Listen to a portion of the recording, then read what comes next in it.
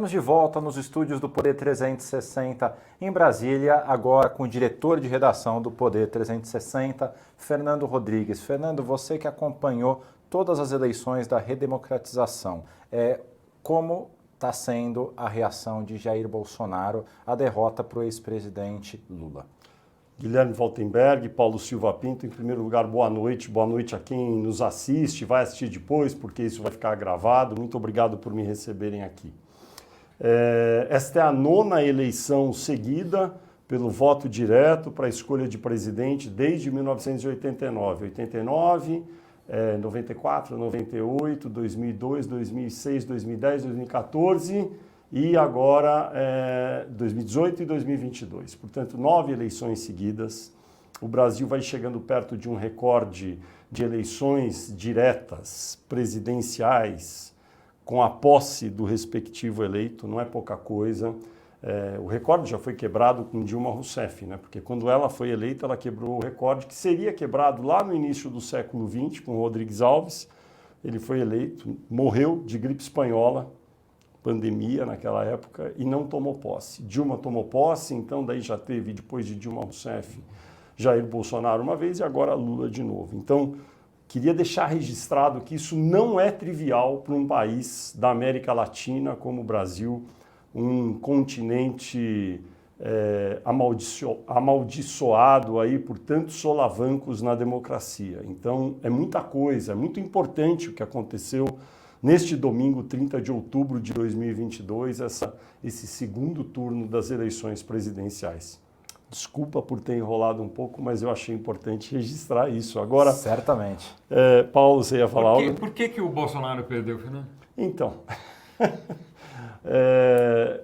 o Bolsonaro perdeu porque teve muito menos votos no Sudeste em relação a 2018. O Thiago Mali, que é um dos principais repórteres que a gente tem no Poder 360, acabou de publicar, está até aqui na homepage do Poder, eu nem sei se tem como mostrar.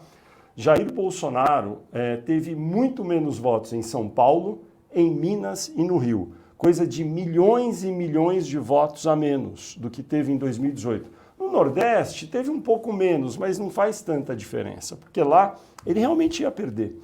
Então esse aspecto numérico é muito relevante. Porque se ele tivesse conseguido, pelo menos, repetir o desempenho no Sudeste, ele teria vencido o Lula, porque a diferença foi muito pequena. Obviamente, daí vem a pergunta, mas por que ele perdeu no Sudeste? Ele perdeu no Sudeste porque ao longo dos 4 anos do seu governo, quase 4 agora, ele talvez não tenha percebido de maneira completa a razão pela qual ele foi eleito há 4 anos.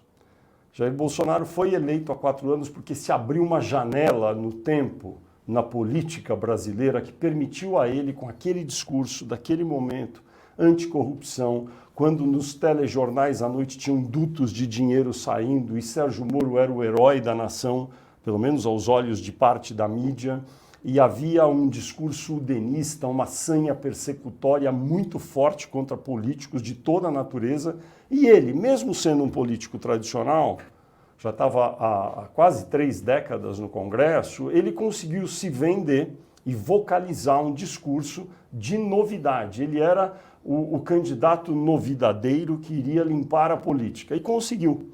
Aí ele foi eleito. Lula estava preso, condenado por 2 instâncias da justiça que acharam as provas irrefutáveis, havia muito dinheiro roubado, a população realmente estava cansada desse tipo de coisa. Mas ele achou que esse clima, Guilherme e Paulo, iria persistir durante 4 anos, ele ia continuar falando da Lava Jato, contra a corrupção e enfatizando o discurso sobre costumes mais conservadores e assim permaneceria e ganharia a reeleição. Ocorre que ele não soube ter empatia com aqueles que tiveram seus familiares, amigos que morreram na pandemia. Ele não conseguiu desenvolver uma relação direta com os eleitores que deram a ele o primeiro mandato. E dessa forma ele foi perdendo apoio. Esses que agora são chamados de arrependidos, que estão em São Paulo, em Minas e no Rio de Janeiro, onde está a maior parte do eleitorado brasileiro, votaram em Bolsonaro. não devem ser lulistas nem petistas fanáticos, mas acharam, assim, para resumir bem, eles não queriam mais confusão. Falaram assim, nossa, o Bolsonaro é muita confusão. Ainda tivemos uma semana de tempestade quase perfeita agora, não é? Com uma correligionária de Bolsonaro na Alameda Lorena, em São Paulo, correndo atrás de um petista com uma arma na mão, que foi a Carla Zambelli. Um petista negro, né? Que tem um peso simbólico. Além do que, como se não bastasse. Então, eu acho que tudo isso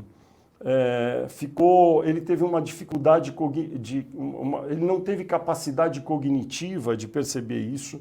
As pessoas ao lado dele, muitas também não tiveram. E ele poderia ter feito gestos. Eu hoje escrevi um texto, até logo depois da derrota. Eu notei, Guilherme e Paulo, que o presidente Bolsonaro nunca começou um debate na televisão dizendo boa noite. Nunca. Ele não falava boa noite, muito obrigado por quem está me assistindo. Então ele não fazia muita questão de parecer simpático. E daí ele mesmo depois, há pouco tempo, começou a dizer, olha, me desculpe se eu sou meio grosso, etc. Mas isso não adianta. A verdade é que é necessário, numa eleição, usar o binômio do Duda Mendonça, que já morreu em 2001, ainda no meio da pandemia de Covid, foi o principal marqueteiro político do Brasil, um gênio que elegeu Maluf em São Paulo e Lula presidente. Então ele não fez pouca coisa, além de fazer a propaganda do Gelol e outras tantas. E ele falava, eleição, nunca me esqueço, uma vez ele me falou há muitos anos, há décadas já, na época do Maluf ainda, eleição se ganha com duas coisas no final, é emoção e esperança. Quem é que não lembra do jingle Lula lá, daquela propaganda daquele menino que falava que precisava de oportunidade para vencer? Agora de novo, o Chico Buarque, os artistas cantando, chorando em torno do Lula. Pensem em uma propaganda de Bolsonaro que trouxe esse tipo de emoção. Nenhuma. Não me lembro de nenhuma. E não se ganha uma eleição só xingando o outro. Xingar e atacar faz parte da política. É o jogo político. Agora, só isso não adianta. O último debate foi só xingamento. Como o Bolsonaro estava atrás continuou. Eu não acho que ele perdeu a eleição por causa da Carla Zambelli, por causa do último debate na Globo, em que ele teve um tom muito vitriólico, Lula também. Não foi por causa do Roberto Jefferson, não foi por causa de todas essas coisas. Foi um conjunto ao longo do mandato que culminou com isso. E eu queria até fazer um pouco de justiça aqui, porque muitos dos correligionários políticos do presidente Jair Bolsonaro jogam muito da culpa da derrota de hoje nas costas do ministro Paulo Guedes, ministro da Economia. Eu acho isso um erro.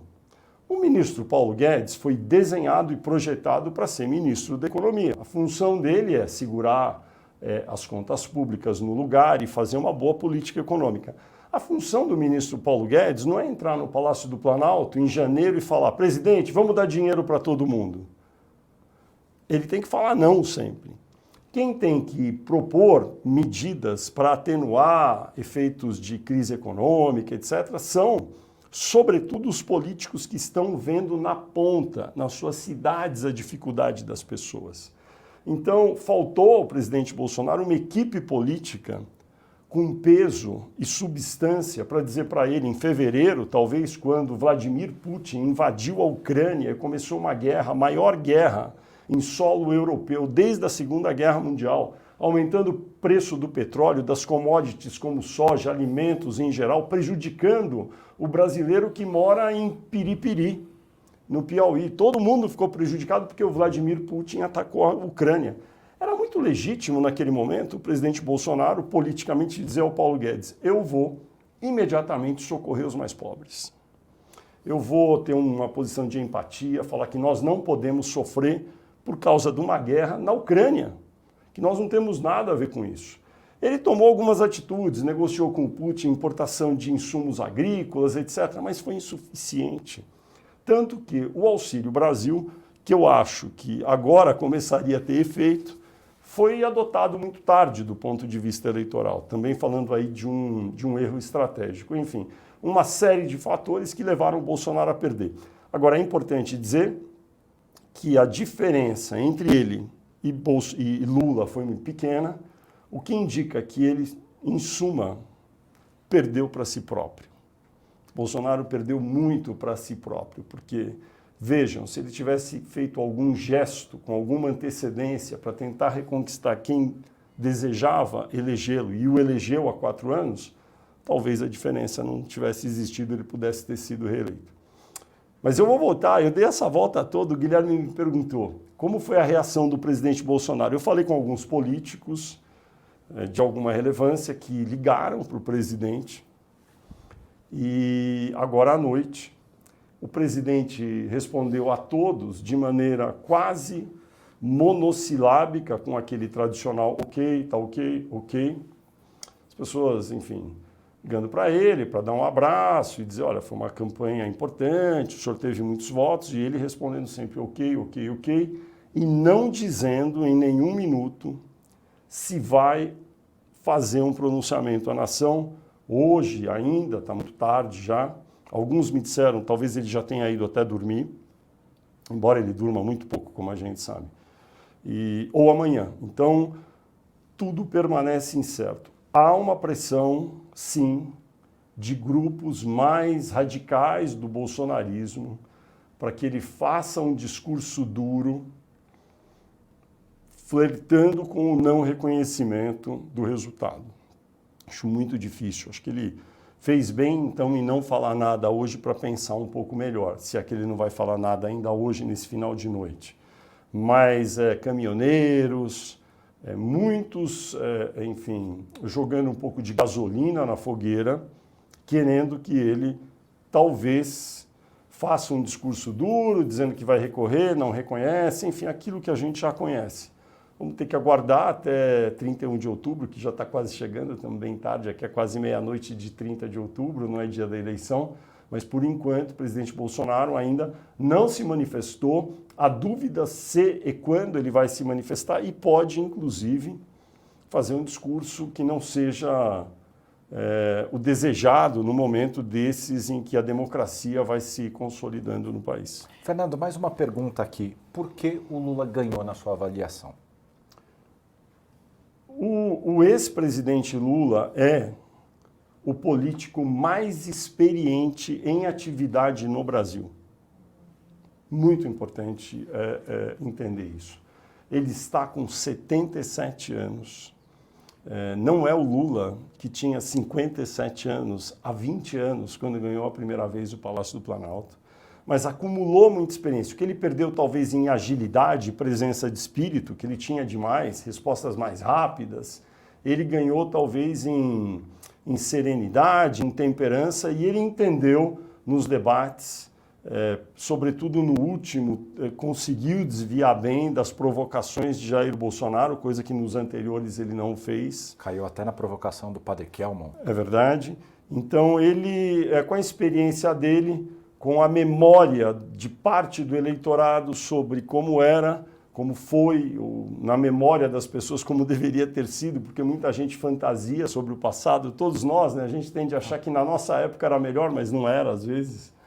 O fato é que talvez os eleitores tenham dado um crédito para ele, pequeno em relação a Bolsonaro, porque a diferença foi muito pequena, mas eu acho que o que ajudou principalmente Lula a ganhar foi o discurso de tentar trazer a paz, a normalidade para a política. Aquilo que eu falei antes, eu acho que muitos empresários, influenciadores que eu conheço, grandes apresentadores de TV, me falam, ninguém aguenta mais tanta confusão. Ninguém aguenta mais. Tanto é que um dos slogans do Lula era até tentando sintetizar isso, ninguém aguenta mais o Bolsonaro. As pessoas querem trabalhar, querem viver, ter as suas vidas e todo dia era uma confusão, uma declaração, era um Roberto Jefferson jogando granada, agora a Carla Zambelli com um revólver perseguindo uma pessoa na região dos Jardins. As pessoas não querem isso. Isso aí não é a maioria das pessoas, dos brasileiros, não quer isso. Então, eu acho que esse sentimento catapultou Lula para a vitória. Mas vejam, sempre ressalvando, é muito importante dizer, foi por uma diferença muito pequena, a menor diferença na história. Isso, as consequências, como diria o conselheiro Acácio, vêm depois, elas virão. Eu acho que amanhã Segunda-feira, 31 de outubro, a paciência do mercado será muito limitada em relação às respostas do presidente eleito agora para a economia. Como tapar esse rombo de mais de 100 bilhões no orçamento? Ele vai ter que usar toda a sua habilidade, ele tem, e negociar rapidamente com o Congresso, com Arthur Lira, com Rodrigo Pacheco, né? Como disse o Henrique Meirelles aqui, nesta live do Poder 360 Eleições 2022, um waiver, um perdão em relação ao teto de gastos para o ano que vem, para poder ter esse dinheiro e fazer como se fosse uma ponte até 2024, quando talvez uma regra mais, uma nova regra possa ser implantada. Fernando, você estava dizendo da minúscula diferença de 2 milhões de votos, é muito pequena em relação ao total de eleitores, com que Lula venceu. O bolsonarismo, sem o Bolsonaro estar como presidente, vai ter uma relevância grande no Brasil? Eu acho que vai depender muito de quanto o presidente da República ainda, não é, Jair Bolsonaro, ele fica até o dia 31 de dezembro, vai reagir. Como ele vai tentar recompor e amalgamar suas forças políticas, que não são poucas, e se oferecer como uma das pessoas que pode liderar esse movimento conservador nos costumes e liberal na economia. Teve uma demonstração, uma manifestação na Avenida Paulista outro dia de pessoas desse grupo, vamos dizer. O Jonas Medeiros, que é do Sebrap, escreve para o Poder 360 de vez em quando, estava lá, faz uma semana e pouco, mais ou menos, e descreveu. São pessoas que fizeram um discurso muito, de novo, a favor das liberdades, da liberdade de imprensa, a todo custo, dos valores mais conservadores sobre família, aborto, drogas, essas coisas, e também sobre liberalismo na economia. Não tinha Bolsonaro, nada, foi um ato que não teve muita repercussão, mas eram, sei lá, ele contou cerca de 1.500 pessoas e até comparou. Quem acha pouco, lembre-se que o primeiro ato pelo impeachment de Dilma Rousseff, na Paulista tinha 2.500 pessoas. Então, existe na sociedade brasileira, e eu acho que o presidente eleito Lula não entendeu isso ainda na sua integridade, na sua inteireza, que há uma parte da sociedade brasileira que é conservadora, que deseja trabalhar, que não quer apenas receber Auxílio Brasil, né, que é uma coisa que os políticos têm esse fetiche, Bolsonaro e Lula, querer dar o auxílio. Muita gente precisa realmente, tem pobres no Brasil, mas tem uma parcela enorme da população brasileira que quer trabalhar, quer empreender, quer pagar seus impostos, receber os serviços de volta do Estado, ter uma sociedade que funcione. E essa parte da sociedade, talvez um pedaço dela desistiu de Bolsonaro, porque não gosta muito de confusão, votou no Lula, mas não é apaixonada pela ideia central que eu vejo no PT de ter sempre o Estado como indutor da economia, ou o principal indutor. Eu, por exemplo, eu me considero uma pessoa assim, que eu vejo um pouco mais do ponto de vista liberal, o Brasil ele teria mais condições de progredir. Eu não acho que o Estado deva acabar. É claro que tem que haver alguma presença do Estado em algum momento. Agora, eu vejo com o governo do ex-presidente Lula, que começa no ano que vem, uma volta maior para esse tipo de abordagem na economia. Por exemplo, os Correios serão privatizados? Não. Algum pedaço da Petrobras vai ser privatizado? Não. Possivelmente o programa de privatizações vai sofrer um freio. E eu acho que parte da sociedade, a gente faz pesquisa sempre, estava aumentando o apoio à privatização de empresas. E talvez esse possa ser um ponto de atrito. Acho que Lula ganhou por uma diferença pequena, poderia ter ganhado por uma diferença maior se tivesse acordado também mais cedo para entender o que querem esses eleitores mais ligados à religião, sobretudo os evangélicos, se tivesse entendido mais cedo como fazer uma campanha eficaz nas redes sociais. Isso foi entendido não pelo PT, mas por um proxy de fora que entrou e foi o proxy do Lula nas redes sociais, um ex-bolsonarista, André Janones. Então não tem ninguém do PT igual ao André Janones. Quem fez foi ele. Eu não sei como será daqui para frente. Eu não vejo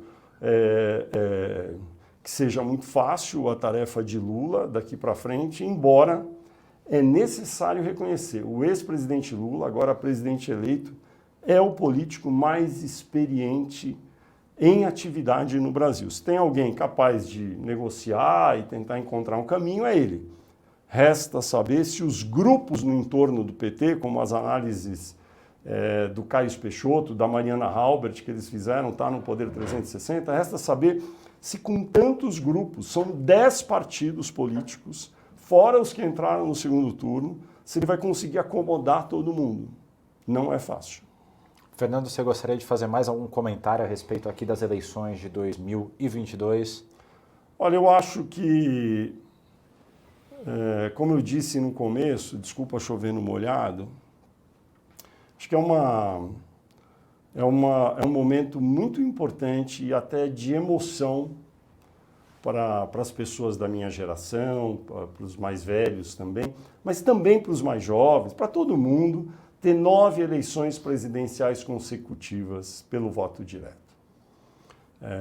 Eu acho que é um feito enorme para a democracia brasileira, para o Brasil e para o jornalismo. Eu queria deixar registrado, como eu falei no primeiro turno, a minha alegria de poder estar junto com uma equipe tão qualificada, energizada, consciente da missão que tem o bom jornalismo profissional num país que se pretende democrático, que luta para aperfeiçoar a democracia, como é a equipe do Poder 360. Então, o serviço que foi prestado hoje, nos últimos meses, no acompanhamento das notícias da eleição, tem um valor inestimável para a democracia. Então, a gente sabe que é muito difícil ser imparcial, neutro, mas a gente busca todos os dias. Hoje tivemos Eduardo Cunha e José Dirceu falando aqui na live do Poder 360 Eleições 2022. Então, é uma demonstração de que a gente sempre vai perseguir, buscar esse tipo de jornalismo, que eu acho muito importante. Agora a gente tem uma tarefa enorme, não é? Agora começa a transição de governo, posse presidencial em 1º de janeiro, posse do Congresso em 1º de fevereiro de 2023 e a gente vai estar aqui, viu, Guilherme e Paulo, todo mundo que nos viu ao longo da tarde e da noite, a gente vai estar aqui de volta sempre apresentando o melhor que o jornalismo pode oferecer. Obrigado, viu? Muito obrigado a vocês, parabéns pela apresentação. Obrigado, a gente que agradece.